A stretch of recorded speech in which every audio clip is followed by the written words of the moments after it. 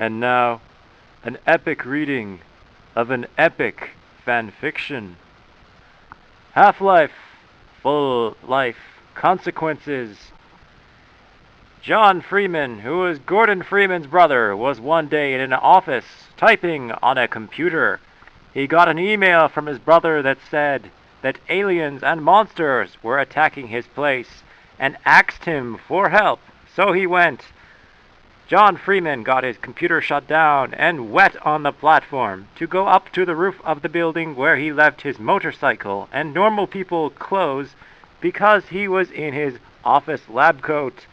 John Freeman got on his motorcycle and said, "It's time for me to live up to my family name and face full life consequences." So he had to go. John Freeman ramped off the building and did a backflip and landed. He kept driving down the road and made sure there was no zombies around because he didn't have weapons. The countrysides were nice, and the plants were singing, and the birds and the sun was almost down from the top of the sky. The mood was set for John Freeman's quest to help his brother where he was. John Freeman looked around the countryside and said, "It's a good day to do what has to be done by me and help my brother to defeat the enemies." John Freeman was late, so he had to drive really fast. A cop car was hidden nearby, so when John Freeman went by, the cops came and wanted to give him a ticket. Here John Freeman saw the first monster because the cop was possessed and had head crabs. "I can't give you my license, officer," John Freeman said. "Why not?" said the head crab officer back to John Freeman. "Because you are a head crab zombie." So John Freeman shot the officer in the head and drove off thinking, "My brother is in trouble there," and went faster. John Freeman had to go faster like the speed of sound and got there fast because Gordon needed him where he was. John Freeman looked at road signs and saw Ravenholm with some On's writing under it saying, "You shouldn't come here." So John Freeman almost turned around but heard screaming like Gordon, so he went faster again.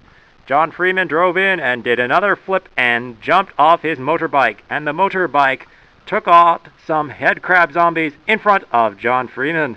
John Freeman smiled and walked fast.